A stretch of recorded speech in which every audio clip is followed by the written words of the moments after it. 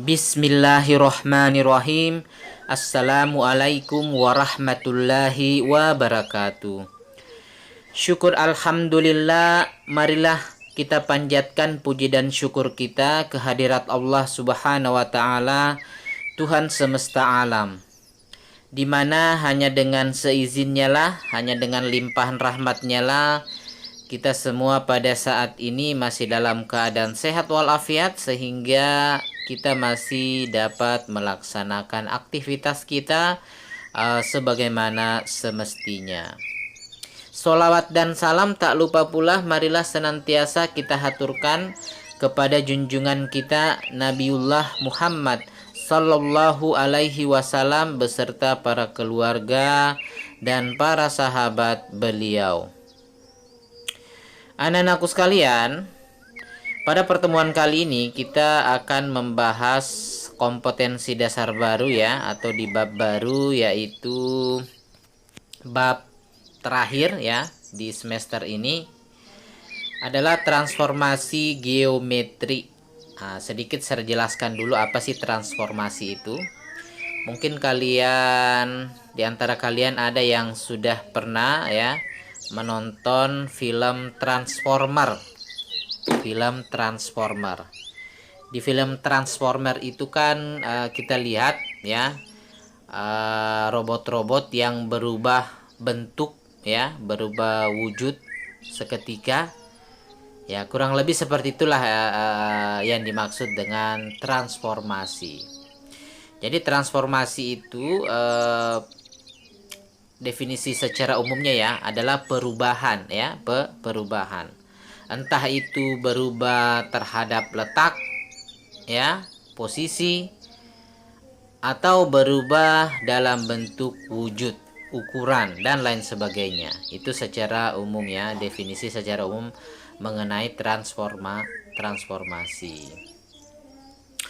Nah, adapun transformasi geometri. Jadi di sini kita khusus membahas pada bidang geometri. Nah, ada 4 ya, setidaknya ada 4 jenis transformasi. Yang pertama adalah translasi.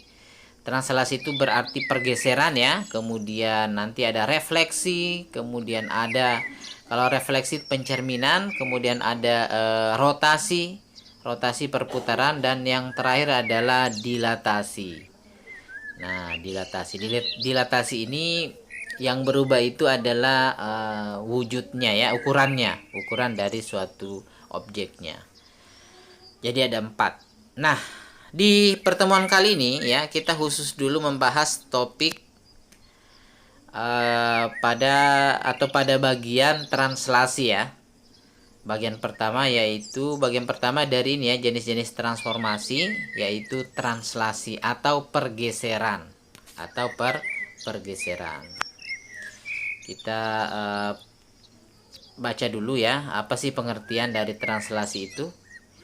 Translasi merupakan jenis transformasi yang memindahkan suatu titik sepanjang garis lurus dengan arah dan jarak tertentu. Oke, jadi translasi ini atau pergeseran ya, yang digeser itu adalah suatu titik pada bidang kartesius sebenarnya ya.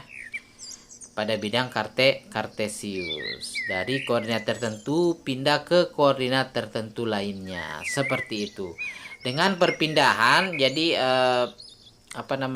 jalurnya itu berupa garis lurus, garis lurus. Nah, seperti itu.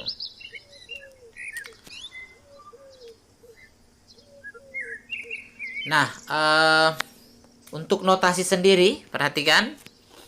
Ini ada dua bentuk notasi. Notasi yang pertama ini ya, yang ini dikatakan notasi pemetaan untuk translasi ya. Terulang, ini dinamakan notasi pemetaan untuk transformasi jenis translasi. Oke. Dimana jika titik A ya, titik A dengan koordinat x, y ditranslasikan oleh T, di mana komponen translasinya adalah A dan B ya, akan menghasilkan bayangan akan menghasilkan bayangan. Dalam hal ini A aksen ini adalah bayangan dari titik A tadi ya, dengan koordinat adalah X aksen, Y aksen. Nah, di mana X aksen itu diperoleh dengan menjumlahkan koordinat titik awal ya dengan komponen translasinya. Jadi X aksen itu sama dengan A ditambah dengan X. Komponen X dijumlahkan dengan komponen translasi A. Kemudian Y aksennya itu adalah komponen translasi B dijumlahkan dengan koordinat Y asalnya. Nah, seperti itu. Itu kalau dalam bentuk pemetaan. Atau dalam bentuk penyajian matriks ya. Ini dalam bentuk penyajian matriks. Ini ya, X aksen itu sama dengan, ini kan matriks yang terdiri dari satu kolom dua baris ya. Ini matriks satu kolom dua baris. Kita jumlahkan, ingat menjumlahkan matriks itu kan yang ini ya, yang apa namanya, yang bersesuaian. Jadi X dijumlahkan dengan A, kemudian Y sama dengan dijumlahkan dengan B. Sehingga X aksen itu sama dengan A tambah X, kemudian Y aksen sama dengan B ditambah X. Oke, itulah notasi dari translasi ya. Notasi dari translasi.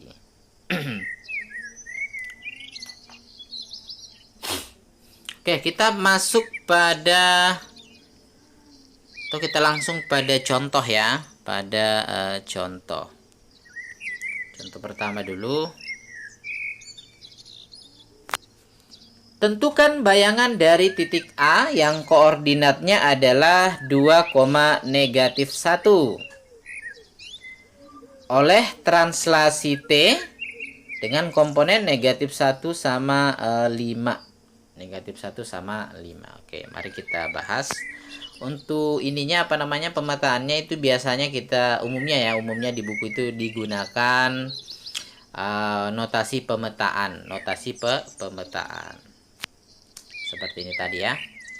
Jadi titik awalnya adalah ini ya, 2, -1, kemudian ditranslasikan oleh T ya, dimana komponen dari T itu adalah -1 sama 5, dan menghasilkan bayangan. Bayangannya adalah X aksen tadi. Gimana definisi dari X aksen itu ya?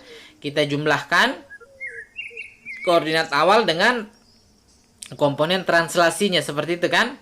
Nah, dalam hal ini 2 ditambah -1 ya, yang ini yang bersesuaian X dengan A, begitu kan? X dengan A. Jadi 2 ditambah -1 ini kan X-nya ya, ini A-nya, begitu. Ingat kalau penjumlahan tidak masalah tertukar ya. A tambah X itu sama saja dengan X tambah A. Beda kalau pengurangan, maka tidak boleh ditukar. Oke. Jadi X-nya adalah 2, kemudian A-nya adalah -1, kemudian yang ini Y-nya adalah -1, kemudian apa namanya, B-nya adalah 5. Sudah dijumlahkan. 2 ditambah -1 itu adalah positif 1 ya.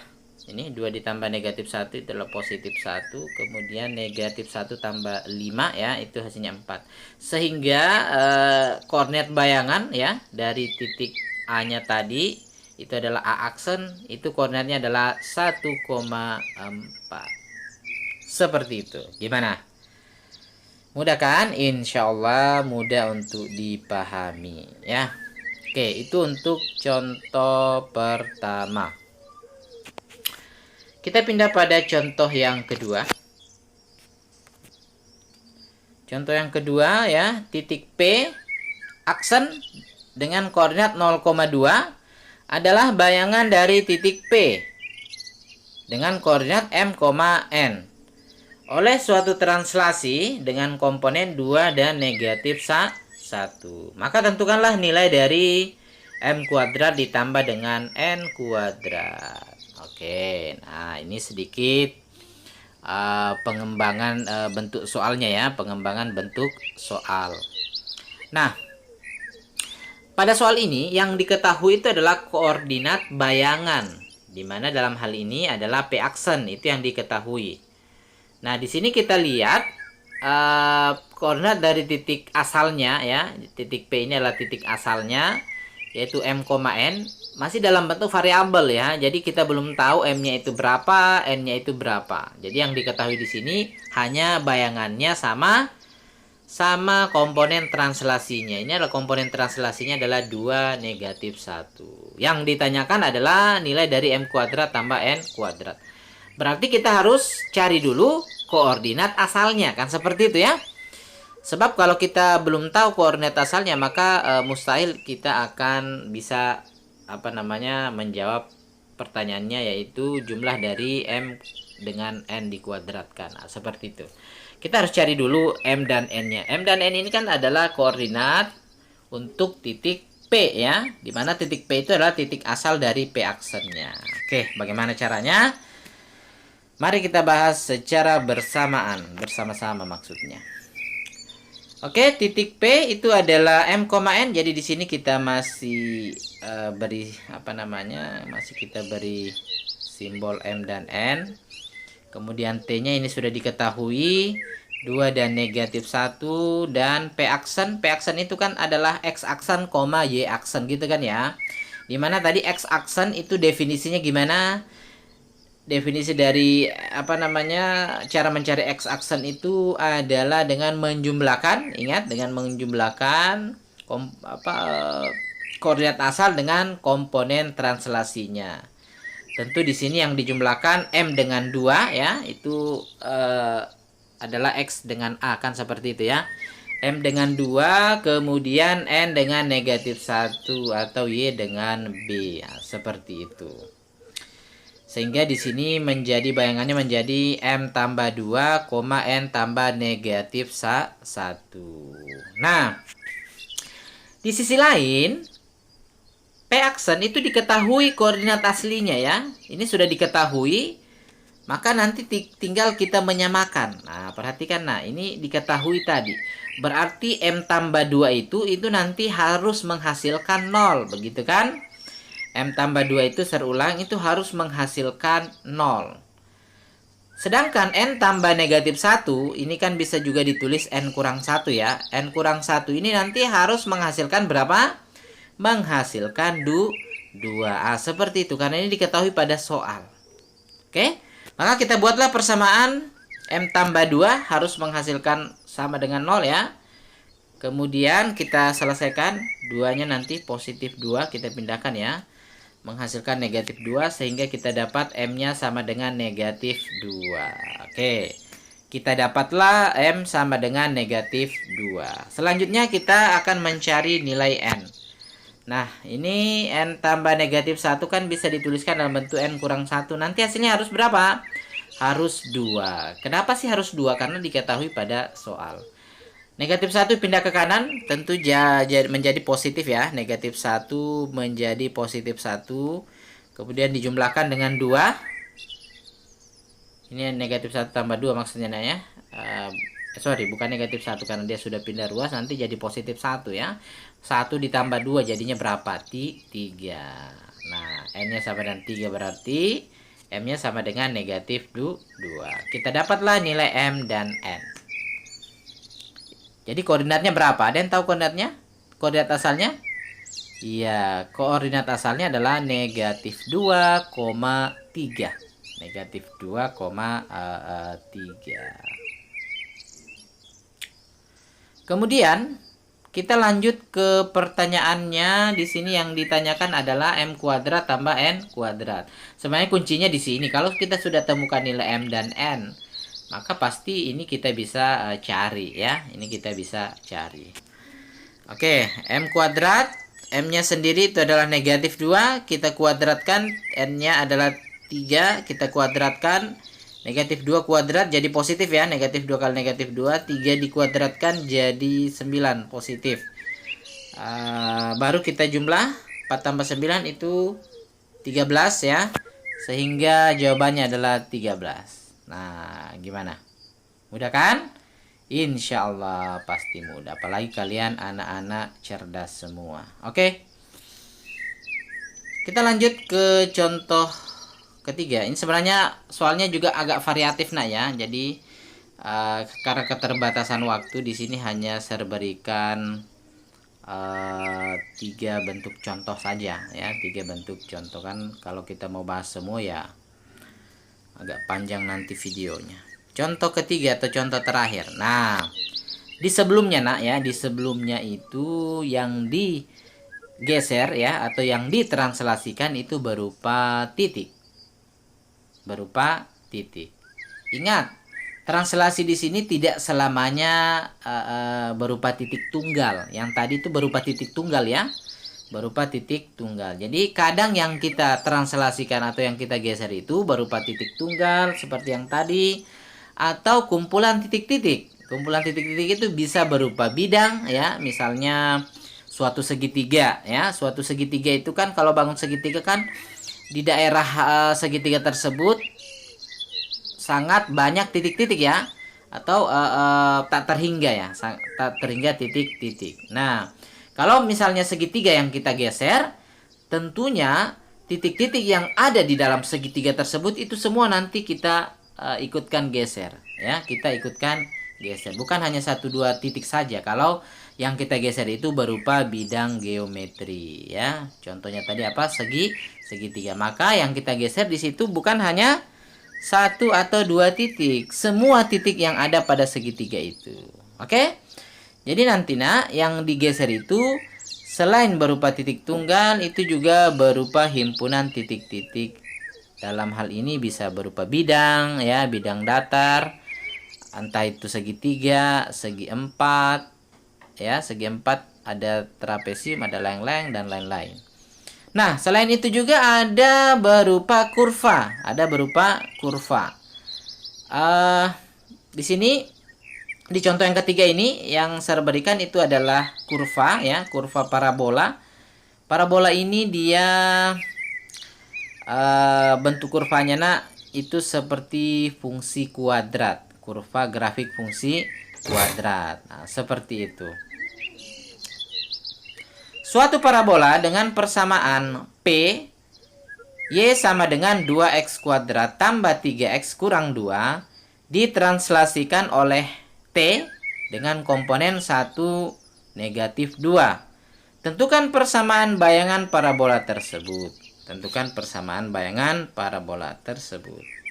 Nah, perhatikan di sini nah.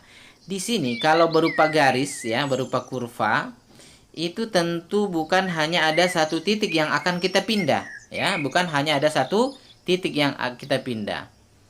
Terus ada berapa titik? 2, 3 atau 4? Iya, bukan ya. Bukan 2, 3 atau 4 saja, tetapi yang kita mau geser ini adalah sejumlah titik-titik yang tak terhingga banyaknya ya. Sebab kurva itu kan kalau kurva tak terhingga ya, yang apa namanya, kurva yang ini apa namanya, berupa garis lurus bisa ya, berupa parabola juga bisa, itu di dalamnya terdapat tak terhingga titik-titik. Di dalamnya terdapat berapa? Tak terhingga titik-titik. Jadi bukan hanya 1, 2 atau 3 ya, melainkan tak terhingga titik-titik. Nah, dalam hal ini kan tidak mungkin kita mau hitung satu-satu ya. Tidak mungkin kita akan hitung satu-satu. Makanya nanti di sini kita ambil secara universal ya, dalam bentuk secara umum. Oke, bagaimana caranya nak? Kita masih menggunakan simbol pemetaan ya, simbol pemetaan. Atau notasi pemetaan. P ya, di sini dalam hal ini P di sini bukan titik maksudnya ya, tapi P di sini adalah parabola ya, parabola. Jadi himpunan titik-titik di mana koordinatnya adalah x, y. X, y. Jadi di sini kita tidak mengambil khusus titik-titik tertentu ya. Karena di sini titiknya sangat banyak ya, bahkan tak terhingga. Jadi kita ambil universal atau secara umum. Intinya kan kalau titik pada ini ya, pada parabola itu koordinatnya adalah apa? Adalah x, y. Jadi kita ambil secara umum x, y. Dengan translasi T, komponennya adalah 1 dan negatif 2. menghasilkan bayangan nanti parabola bayangan adalah P aksen dengan koordinat nanti adalah X aksen, Y aksen. Nah, kita tahu bersama tadi definisi dari cara mencari X aksen itu kan kita menjumlahkan koordinat asal dengan komponen ya, komponen translasinya. Dalam hal ini X aksen sama dengan X ditambah dengan 1. X ditambah dengan 1. Kita tukar ya, kita tukar. Ini sebenarnya satunya ini kita pindahkan ke kiri ya. Satunya ini positif, satunya kita pindahkan ke kiri, tentu jadinya berapa nak? Jadinya negatif ya. Jadi nanti untuk ruas kirinya itu sama dengan X aksen kurang 1. X aksen kurang 1. X aksen kurang 1 itu sama dengan X. Ya, ingat satunya sudah kita pindahkan ke kiri. Terulang. Nanti yang di kiri itu bentuknya menjadi X aksen kurang 1. Sama dengan X. Nah, di berikutnya kita tukar. X sama dengan X aksen kurang 1. Kan sama saja. Kalau A sama dengan B, itu tidak masalah kalau kita tukar B sama dengan A ya. Kalau A sama dengan B itu tidak masalah kalau kita tukar B sama dengan A. Sebenarnya kan ininya di sebelah kiri ya. X aksen kurang 1 ini sebelah kiri, X nya ini di sebelah kanan. Nah, tapi kita tukar. Karena nanti X di sini nak kita akan ganti dengan ini. Ya, kita substitusi nanti dengan yang ini. Oke, itu untuk pengganti X-nya kita sudah dapat, yaitu X aksen kurang 1. Pengganti X-nya kita sudah dapat, yaitu apa? Yaitu X aksen kurang 1. Oke. Y-nya lagi. Y aksen itu kan sama dengan Y ditambah negatif 2 ya. Y ditambah negatif 2. Di sini langsung Y kurang 2. Y kurang 2. Nah, kemudian negatif 2-nya kita pindahkan ke kiri. Jadinya nanti jadi positif ya. Y aksen plus 2 ya. Y aksen plus 2 sama dengan Y. Kita tukar. Y sama dengan Y aksen plus 2. Oke. Sampai di sini sudah paham? Ya, ini menggunakan rumus tadi ya, menentukan X aksen, Y aksen yang di awal tadi. Oke, setelah itu kita tuliskan ininya ya, kita tuliskan persamaan awal dari parabolanya. Ini persamaan awal sebelum dia ditranslasikan. Nah, sini tadi nak. Tadi di layar sebelumnya kita sudah dapatkan bahwa Y itu sama dengan Y aksen tambah 2. Y itu sama dengan apa tadi nak? Y aksen tambah 2. Maka yang ada variabel Y-nya itu kita ganti dengan apa? Kita ganti dengan Y aksen tambah 2. Kemudian untuk X-nya. X-nya tadi kan adalah X kurang 1. X aksen kurang 1. Artinya apa? Artinya yang memuat X nanti kita ganti semua nanti dalam bentuk X kurang 1.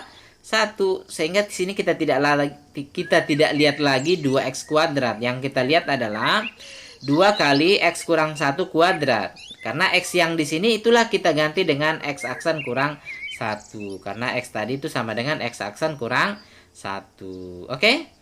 Nah, tambah 3X. Nah, lagi-lagi di sini 3X. X-nya kita tidak tuliskan lagi, tetapi yang kita tulis adalah X aksen kurang 1. Kemudian dikurangi dengan 2. Kurangi dengan 2. Oke. Nah, inilah nanti kita akan menyelesaikan ini. Yang kita dapatkan nanti itulah persamaan bayangannya dari parabola P tadi ya. Inilah nanti persamaan bayangannya. Oke, perhatikan nak, perhatikan. Di sini di langkah selanjutnya kita sudah tidak menyertakan aksennya lagi ya. Kita sudah tidak menyertakan aksennya lagi. Ada mungkin pertanyaan, kenapa begitu, Sir? Karena pada dasarnya X aksen dengan Y aksen itu, X aksen, Y aksen itu adalah X dan Y juga sebenarnya ya. Hanya saja untuk membedakan yang sebelum dan sesudah ditranslasikan. Oke? Kalau X aksen dan X aksen, Y aksen itu sesudah ditranslasikan, adapun kalau X, Y itu sebelum ditranslasikan. Tapi ingat, itu pada dasarnya X aksen, Y aksen itu adalah X dan Y biasa juga, ya. X dan Y biasa juga. kan nanti tidak ada tidak ada koordinat, tidak mungkin kita membuatkan koordinat lain lagi ya dengan sumbu koordinatnya x aksen sama y aksen. Kita tetap menggunakan koordinat x, y, bukan x aksen, y aksen. Oke. Jadi di sini hanya di langkah pertama saja kita sertakan x aksen, y aksennya ya. Untuk di langkah selanjutnya kita hilangkan x aksen dan y aksennya seperti itu. Aksennya saja yang kita hilangkan ya, bukan y aksennya saja. Maka kita tuliskan tinggal y dengan x. Kan sudah kita tahu ya bahwa yang di sini itu sudah ditranslasikan. Maka nanti persamaan yang ke bawahnya itu, ini kan batasnya tadi nah ya, ini setelah ditranslasikan, maka nanti ke sini kita sudah tahu bahwa ini adalah persamaan bayangan yang didapati nanti untuk bayangan dari parabola P-nya tadi ya. Oke.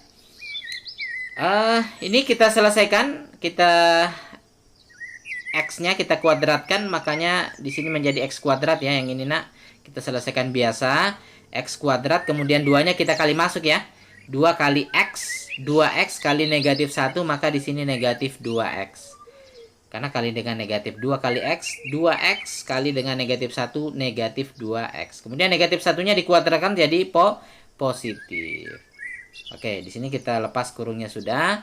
Ini kita kali masuk 3 kali x, 3x, 3 kali negatif 1, negatif 3. Oke, sampai sini paham ya? Nah, selanjutnya ini kita kali masuk ya, karena ini ada dalam kurung. Artinya 2 ini wajib kita kalikan semua dengan yang ada dalam kurung, dengan yang suku-suku yang ada dalam kurung. Oke. Kemudian 2-nya ini nanti kita pindahkan ke kanan ya, tentu menjadi negatif. Bentuknya itu seperti apa? Seperti ini. Ini kita kali masuk nak, 2x kuadrat, 2 kali negatif 2, negatif 4 ya, 2 kali positif 1, positif 2. Kemudian ini 3x kurang 3 tetap, 3x kurang 3 tetap, kemudian kurang 2-nya dari mana? Dari sini. Nah, terus kenapa ini ada kurang 2 lagi? Dari 2 tadi yang ini. Ini kita pindahkan ke kanan menjadi negatif. Nah, langkah selanjutnya kita menyatukan yang sejenis ya. 2x kuadrat itu kita lihat suku x kuadratnya itu hanya ada 1, berarti tidak mengalami perubahan untuk 2x kuadratnya, kecuali yang ini ya, yang x pangkat 1 atau yang linear itu ada 2 di sini ya, negatif 4x dengan 3x itu nanti kalau kita gabung menjadi negatif x. Negatif x itu untuk linearnya. Untuk konstanta kita jumlah biasa ya, 2 dikurang 3 itu negatif 1, negatif 1 kurang 2 itu negatif 3, kurang 2 lagi negatif 5. Sehingga bentuknya nanti adalah iya, 2x kuadrat kurang x dikurangi dengan 5. Nah, inilah persamaan bayangannya. Inilah apa nak? Persamaan bayangannya. Nah, gimana? Mudah kan? Insya Allah mudah. Oke, 3 ini saja dulu contohnya. Nanti ada juga serkirim dalam bentuk gambar ya, dalam bentuk gambar serta pembahasannya nanti kalian pelajari untuk contohnya ya, untuk contoh bidang geometrinya berupa bidang yang digeser, bisa segitiga atau belah ketupat dan lain-lain. Oke, kita lanjutkan pada sesi tanya jawab.